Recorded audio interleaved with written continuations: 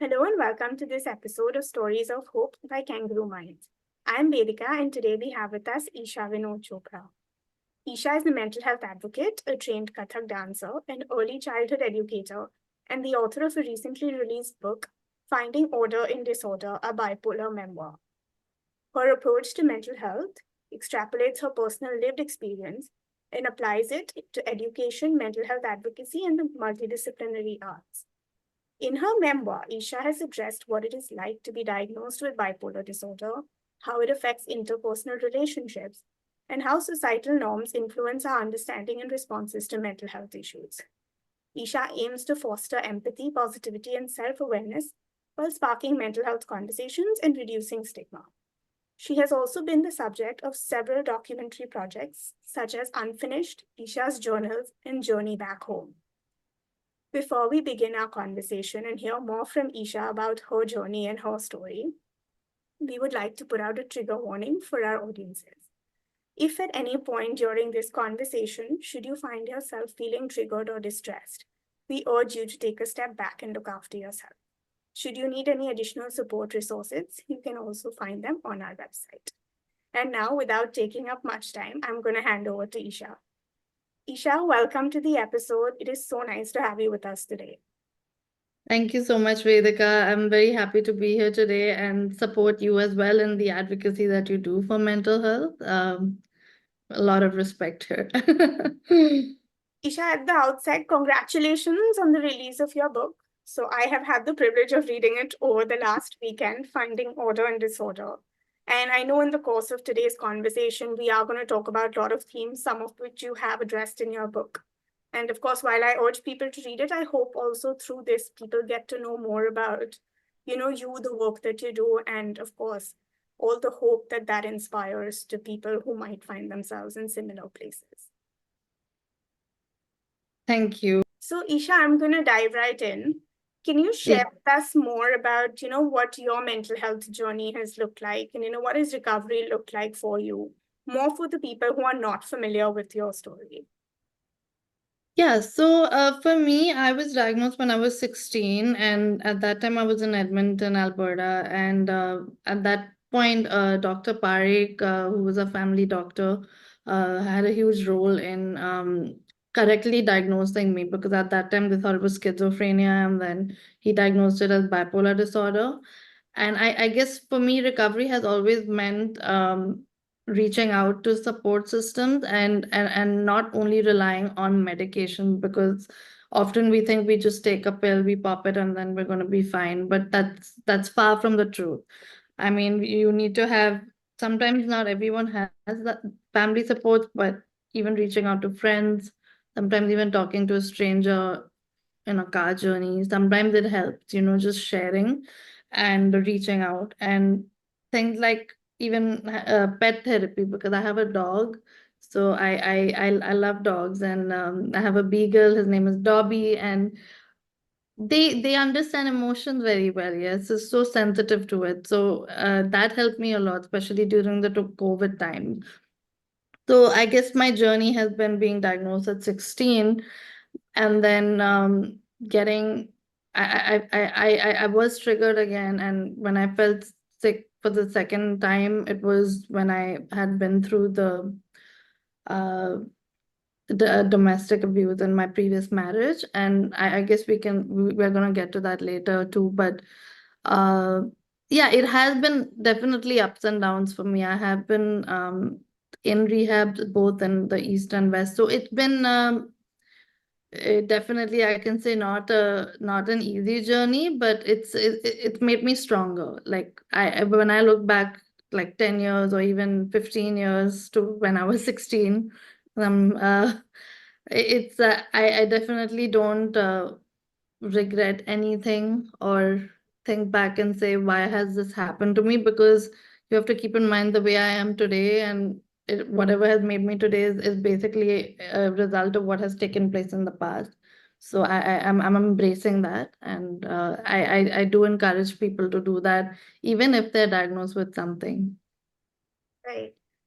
Isha, in your book, and you also mentioned that, you have tried out a whole range of therapeutic interventions, you've been in therapy, you've sought counseling, you've tried medication, you have been in and out of rehab and institutions. Can you share a little more on your experiences through recovery in that process?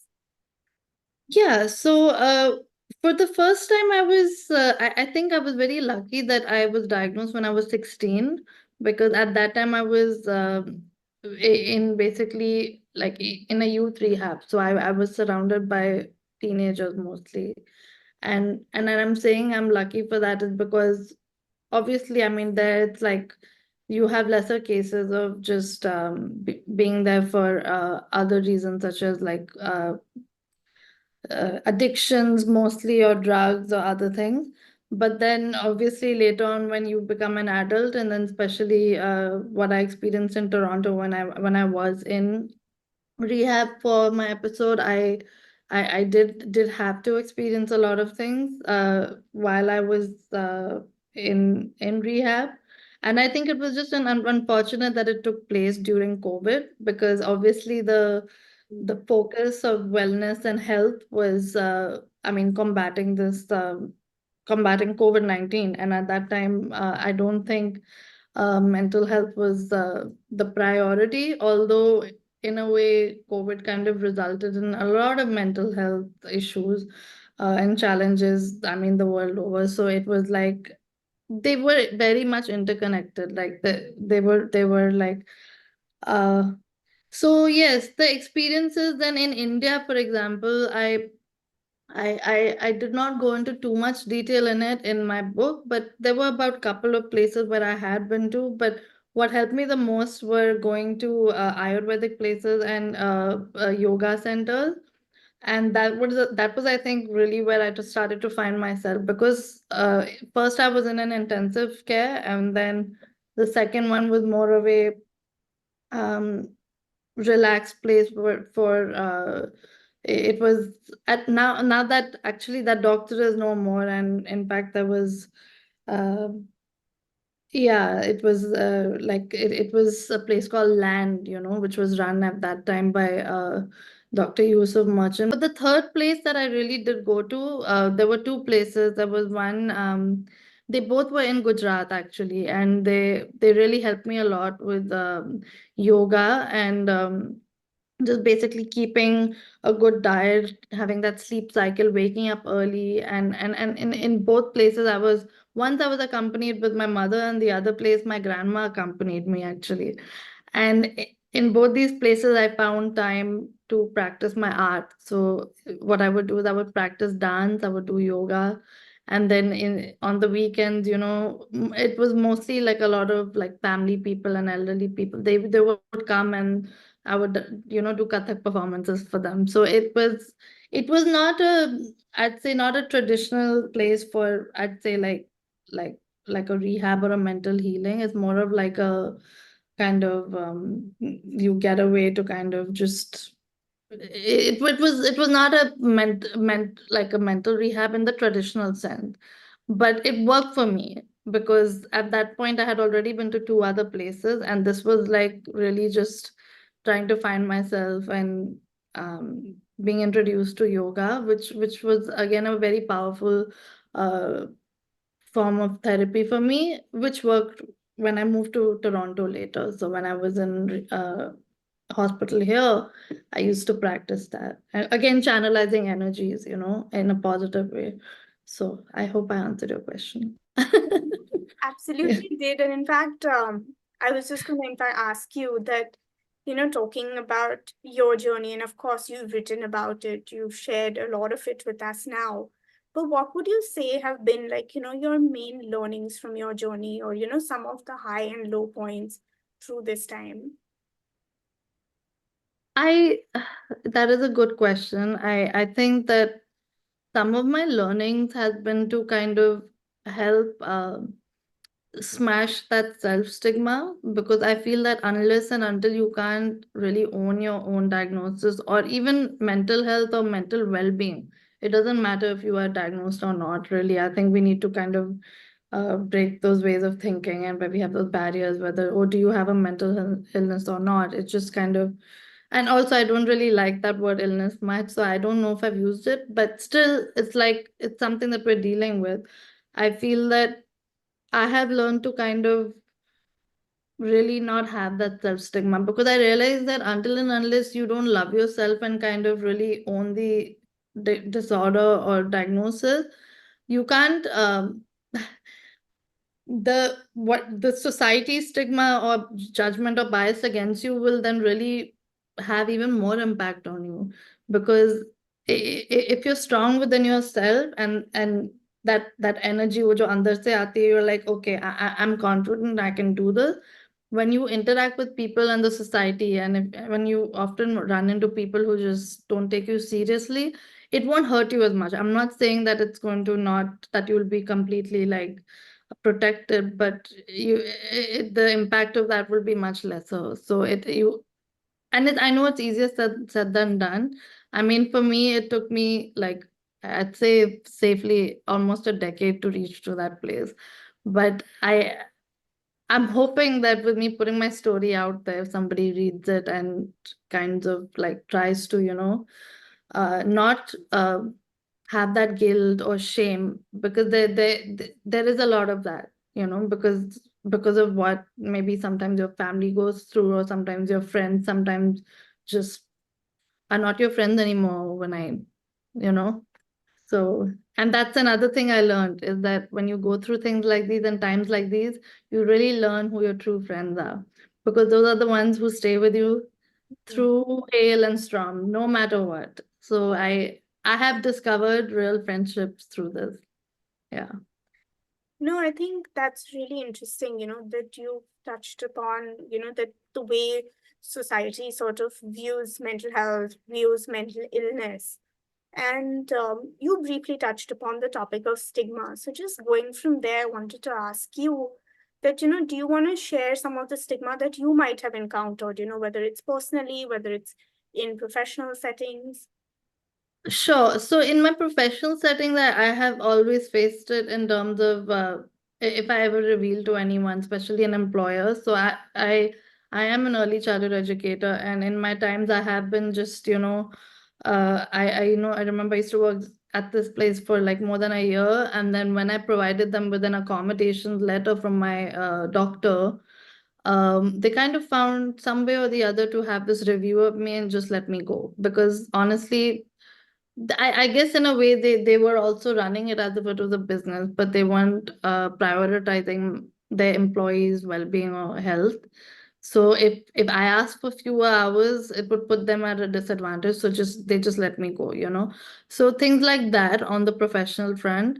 And I guess on the personal front, one thing I'd like to say this is that not everyone is going to be able to understand. So I do not blame, I mean, some family members who may or may not have been able to understand. But one thing I can say is that I've been lucky that in my family they have stood by me and accepted it. So and I think that is very important. You at least have to kind of accept and say, okay, you know what? I may not be able to understand what you're going through, but I'm here for you. I'm going to give you a listening ear. Like all the way from my uncle, who's no more, Veer Papa, he always used to listen to me and without, judging me. And even the kind of, things I might have gone through while growing up, and perceptions, even about my stepmother. But even like Anu Mami, I know that, like no matter what, she's always there for me and the family and looking out. Like even for my launch, she was there, and my sister was there, Zuni. So it's like I'm very touched and blessed that I have this support system.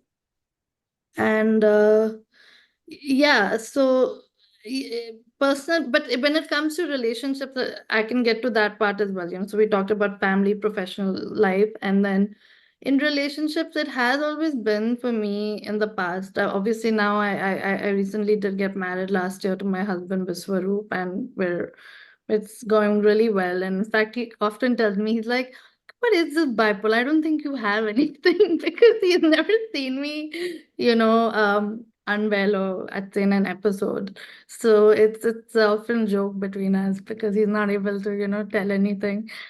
But in the past, there has been one experience, in fact, with one of my it was actually Dr. Parekh, but you can keep that. So one of my exes, he was actually trying to calculate and figure out what percent of bipolar would affect offspring, right? Like this was a serious Yeah. conversation at that time.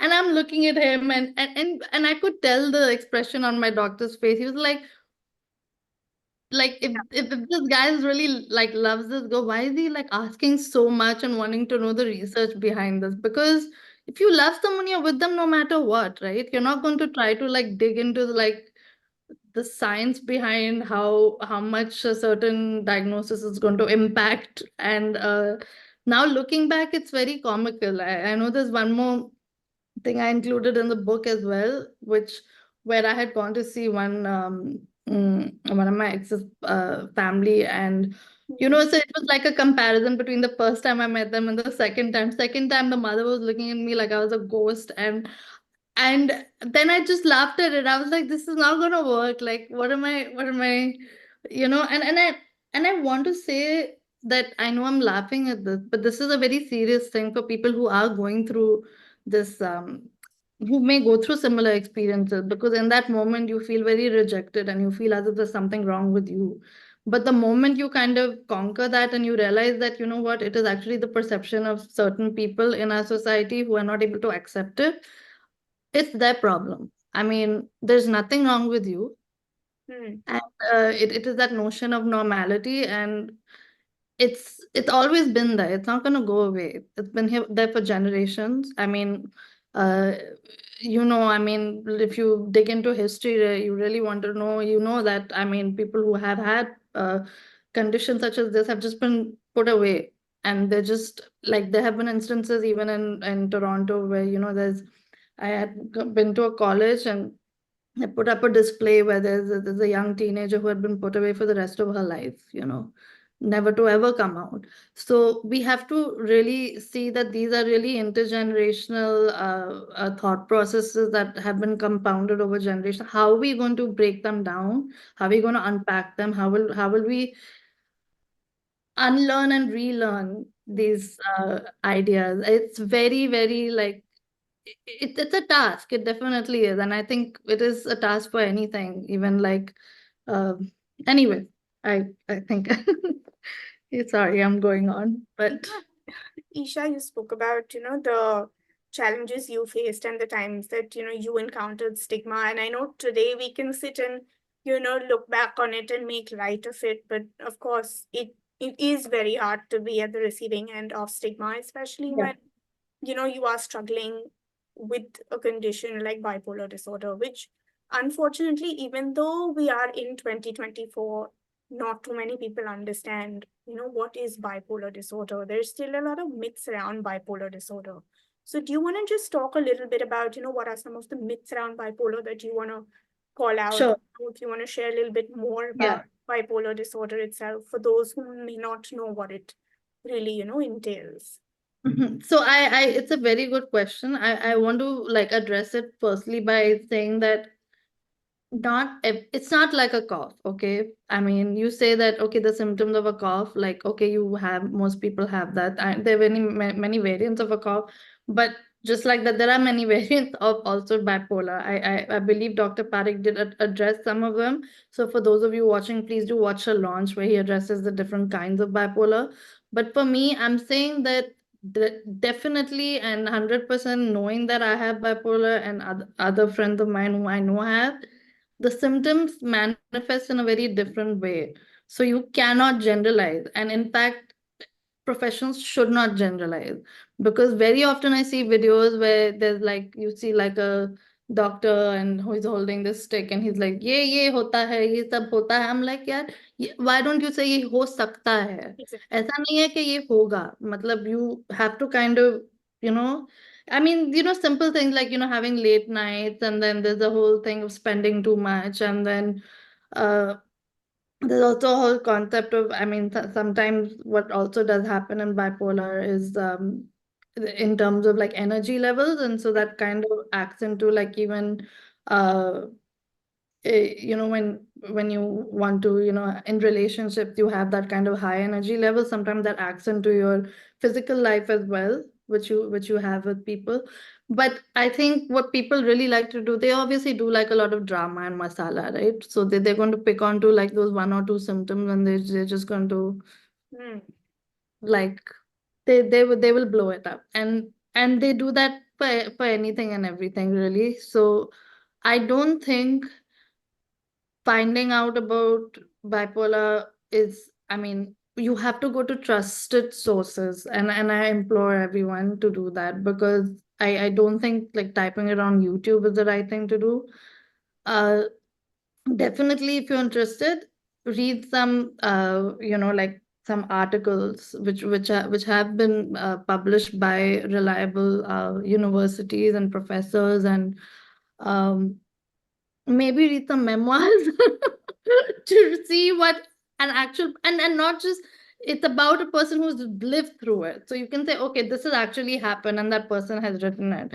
So it's you have to really get it from the horse's mouth. You can't just hear it from, it can't be a hearsay. It has to be, it has to be backed with evidence, and because it will lead to more assumptions about it, and there will be, it will be even more ambiguous, because the more things you talk about, there'll be lesser clarity. So in order to really know what it really is about, get your sources right. Yeah.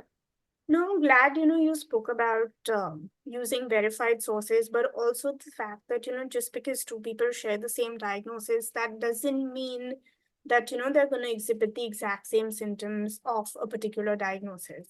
But just moving on a little from there and coming back to, the things that you have written about in your book, including, you know, having experienced domestic violence, domestic abuse. So, just talking about things like that, and also, have there been other instances in your life where people have said or done things which are helpful and also not helpful? So, for instance, abuse in no form is, condonable. But, so just so that people know how they should be treat somebody who might be struggling, and not necessarily with bipolar, but just anybody struggling with their mental. Yeah.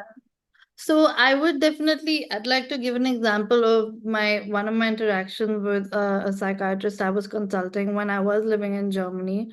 So I recall very specifically that he had told me, if you did not have this, and at that time I didn't know what he really meant when he said that, but he said, if you did not have this diagnosis, I wouldn't employ you to exit this relationship, but because you do, it makes it even worse for you to even cope with what you already have. So I guess from what I take from that is, obviously it's not good to be physically abusive and raise your hand on people, whether that's a woman doing it to a man, or man to a woman, or anyone to anyone, really. But having said that, someone who has these diagnoses, you need to be extra sensitive. Obviously, I'm not saying you need to treat them differently, but definitely you have to be you cannot, your behavior cannot be a potential trigger for them at every stage of a relationship. So for me, and unfortunately it just so happened it was like that, and I was lucky to have my parents' support, and in fact at that time, even my as much as I say that I was a survivor of domestic abuse and everything, it was a mutual understanding with what my ex-husband and me exited the relationship. So he was also very much aware that this was impacting me, and we were able to discuss it as adults. But I guess the point is, when it's happening, don't think twice. I mean, just leave. Like, even I don't want to take any like media examples, but even I forget uh what was it? It was like that one incident where Tapsi Pannu gets slapped and she just kind of yeah, thappad, exactly. So for me, actually, I really should have been like that. But I think what tends to happen also is when you're kind of away from your family in a new place and you're trying to make it work. And I was like, koi baat nahi, it's okay. We'll try to work on it. And And away, like my family also visited me. My mom, my dad, they were constantly visiting me, and I was talking to them. But I also feel that that was my first chance of, also like I had this new life and I had made it there. Like I was dancing, I was doing other things. So I was trying to work on it. Definitely, I was hopeful. But having said that, I've grown from it. And this was like, I'd say this is a decade ago. That was a completely different Isha than who you see today. And I can never fully comprehend why what happened with me happened. And but I think these are things that you just um kind of leave to the universe. I never question these things. Like, I mean, if it has to happen, it happens. And I think the best you can do is learn from it and and make your present and future better from the lessons you learn. Isha, one of my favorite things in your book, and I know it's something that, your Uncle Veer sort of shared with you, it sort of became the foundation for your book, and you did mention it at your book launch as well for whoever wasn't there, was, the whole idea that, let Isha help Isha. And how that has sort of, guided you in your recovery journey and sort of to be more affirmative, to be more proactive towards, doing better. So can you share a little bit about that? What has self-care looked like for you? And you've spoken about dance, you've spoken, you're a talented artist, you write really well, you practice yoga. So do you want to tell us a little more about, what does Isha do to help Isha?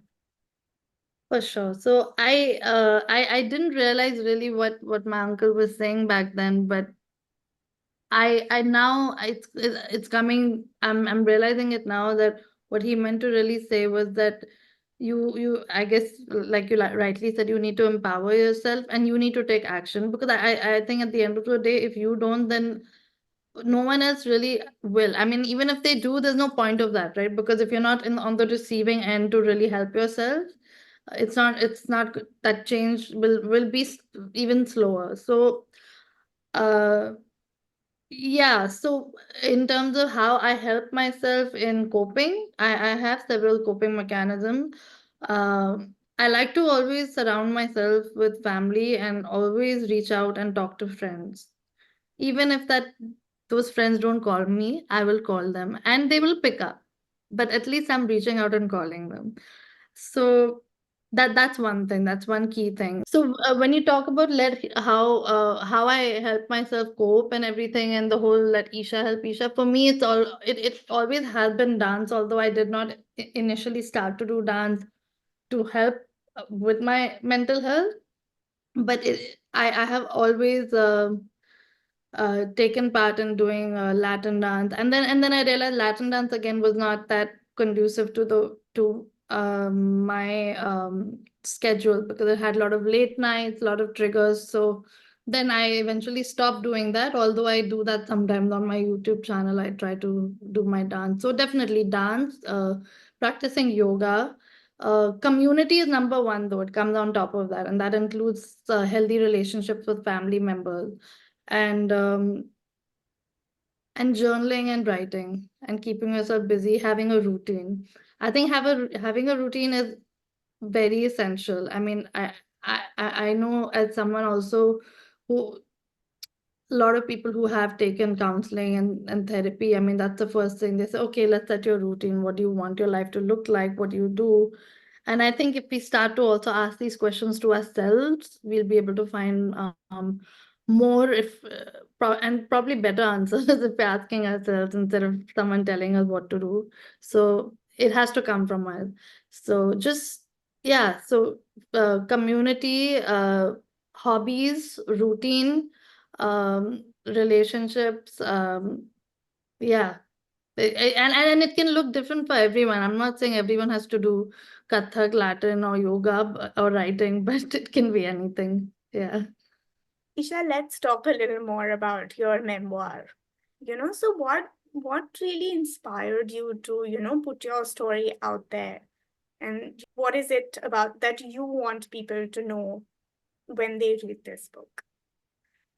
Sure. So to answer the first part of your question, it started as just as journaling and writing. I wanted to kind of explore philosophies, and at first I was wanting to name it, the In Pursuit of Universal Truths, something really heavy and like, Hmm. and then Anu Mummy was telling me, why don't you, write on bipolar? And I said, well, that's interesting. And although I often think, they're not very far from each other, because a lot of people who are diagnosed with bipolar are, inherently very philosophical. They question, they're curious, and they try to inquire about life. So then I started writing. When I had just a few pages, and my dad was like, okay, we'll call it Finding Order and Disorder. And I was like, oh man, it just blew my mind away. I was like, now that I've got this title and this idea and a prompt, I gotta just keep at it. And then as my life kept unfolding, it just kind of more content flowed, and I got it, got it down.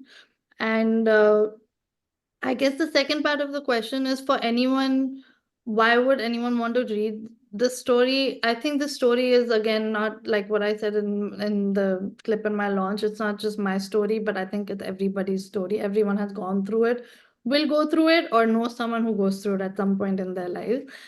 So there has to be some awareness. We have to reduce the stigma. I know using big words like eradicate stigma are, I don't like to use that, although I used to use it. That's definitely a good dream to have. But I feel that having more of these conversations and opening these conversations does not only help people who have these diagnoses and their families, but also opening up the society to the possibilities of what is taking place all around them. But they don't want to be aware of it, because people are afraid to talk about it, so they keep it hidden. And then there's also, then people get triggered if there's just too much detail. And yeah, I mean, I realized I did not give a trigger warning in my book. I possibly should have, but then it's in the title that it is on bipolar, so people do know. But yeah, I think I did. I hope I answered your question. I don't know. No, I Yeah. think you did. And like as I said, a lot of your book has focused around awareness, but you've also, towards the end of the book, sort of come to the whole notion of acceptance. You've Yeah. advocated for acceptance, you've advocated about, sort of what works, what doesn't, how we need to be more inclusive. So, what has sort of acceptance looked like for you, Isha, and how do you feel that, as a society, we can move from, okay, awareness where, in 2024, yes, people know that mental health exists and, poor mental health exists and bipolar disorder exists, but how do we start becoming more accepting, more kind, more sensitized to these issues?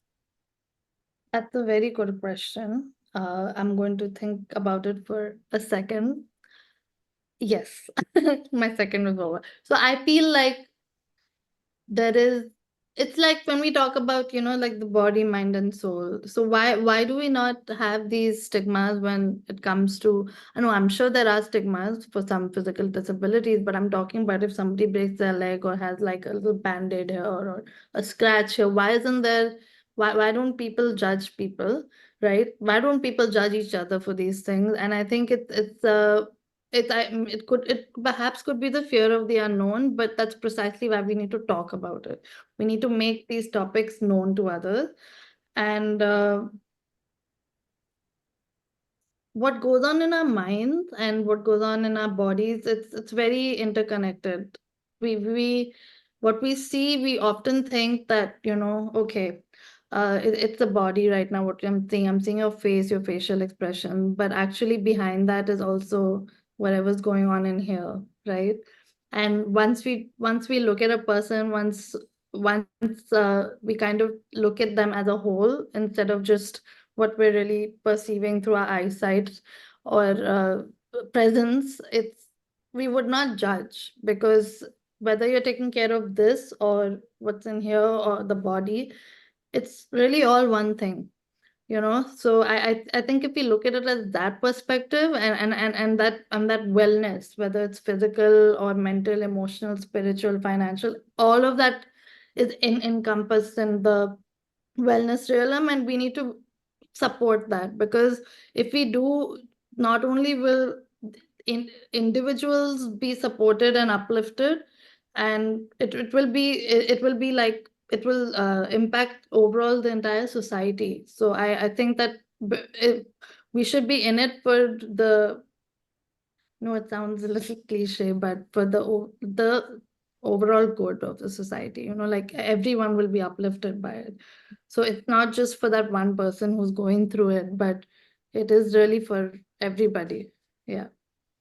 And since we're on this whole topic of everybody, so if Mm. anybody wants to look out for someone who might be struggling, whether it's with bipolar disorder or a mental illness, but since we are on the topic of bipolar disorder, specifically, what are some things you've seen that, which people could do or should avoid doing, which can help someone who might be having a hard time?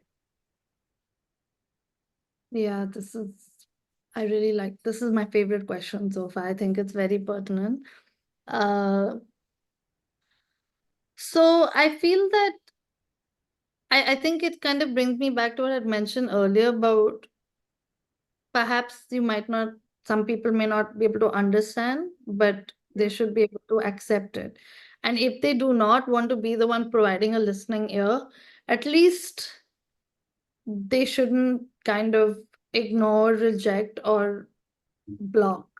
That blocking is, I have experienced this couple of times. So whether it's in personal relationships or like friendships or like, but that can really hurt. So I think that that's something that we need to, we need to be sensitive towards others, and not just because you pity them or they have like a, mental health diagnosis, but we need to be sensitive and compassionate as human beings. Like, where has that gone? Like, why are we so anyway? I think you know what I'm saying. You can add to that. We I need to be more, we need to be kinder and more compassionate. Oh, definitely. I agree that I think, for people who are struggling, as we even spoke about it earlier, you mentioned there's already enough self-stigma that people face. There's already Exactly. much worry that you have, how is my family going to take it? How is this going to impact my friends, my relationships, my life? And I think the last thing that people need is like judgment from outsiders and especially strangers. Because as you said, you wouldn't judge someone for a physical health condition. For example, if it was COVID, we would not judge people for getting COVID. But Yeah. somehow we become very judgmental when it comes to issues about mental health. And I think that is something that needs to change. And I'm very glad you wrote the book because I think it somewhere humanizes the way we should look at conditions like bipolar disorder. It sort of puts it out there that, what your experience has been like and, what has worked, what hasn't, and also a lot of things that, we need to reflect upon where we need to do better as a Yeah. society. Thank you so much. Yeah. I really enjoyed this conversation with you. And I respect you a lot for your advocacy. I always do read your work and your posts, so I'm glad we're having this. So, Isha, I don't want to take up any more of your time than what we already have. And let me tell you, I'm very thankful to have had you today. But as any parting words, is there any advice that you would like to give someone who might be watching this or listening to this, who might be having a hard time with their mental health? Hmm. Yeah, I'm going to. The one thing I would say to anyone who is going through mental health challenges is, A, don't be hard on yourself. Really, it's just like getting a cold or getting diabetes. Okay, as much as people do not want to think it's like that, it's just like that. In fact, bipolar has been very often compared to that in literature, and people do say that. So don't be hard on yourself. And That's the first thing. Second thing is, I know it can be difficult, but reach out to community. Whether it's taking a walk in nature, looking at the sunset, petting a dog, a cat, having a bird at home, do everything it takes, listening to good music. It doesn't have to be that you have to talk to, like a human being in person, but whatever works for you, do it and engage in it. and don't isolate yourself from society. Just try to engage. I know this is easier said than done, but try to keep this in mind, because I think the deeper that we go into our abyss, and the darker that we get within ourselves, it's it can get harder to come out. So it's better to kind of, it's okay if you go till here, but kya hota hai if you go even below, and then it's kind of that coming up back out gets harder. So try to use those supports to kind of find your way back up. And the up and down is constant for everyone, whether you have bipolar or not.